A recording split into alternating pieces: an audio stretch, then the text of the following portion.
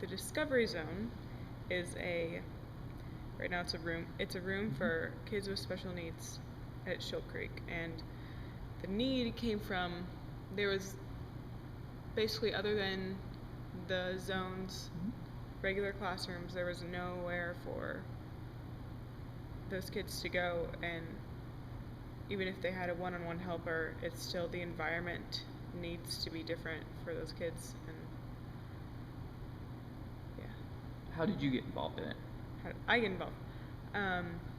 I was looking for a project to do for my Girl Scout Gold Award, which is a single service project devoted to 65 hours of community service, yeah. And so I asked Shoal Creek what they needed, and this is what they said. They said they wanted to make a place for kids with special needs. And so I said, okay, I'll do it. And pretty much just went at it and researched for it and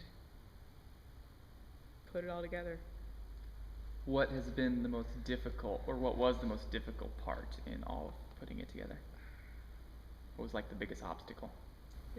I think the biggest obstacle was the planning stage before I even started buying things, because purchasing items is not that difficult, but the planning stage of getting everybody on the same page, getting the staff to agree at Shoal Creek, and just getting the support of a lot of people, and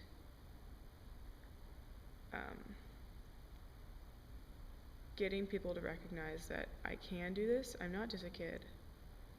Because I did get that, and it was really, like, it was hurtful, and I was like, I can do this. I'm perfectly capable. You just gotta give me a chance.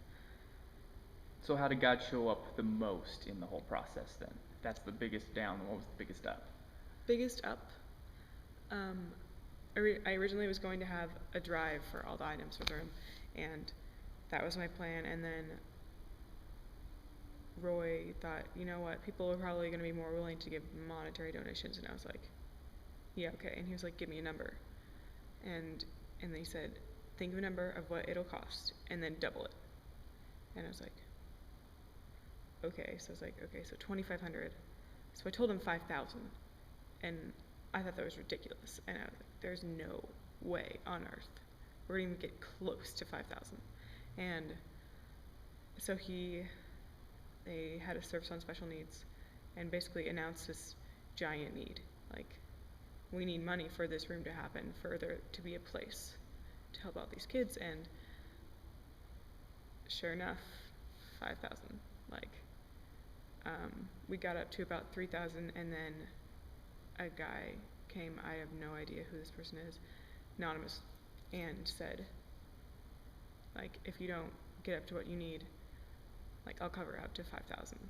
And I was just like shocked. That whole Sunday, I couldn't believe it. We had 2,500 after the first service alone, and it was just really one of those moments where I was like, it was really a God thing. Like, this is really gonna happen, and like, he's gonna take care of it. And he did, and yeah, that was really cool.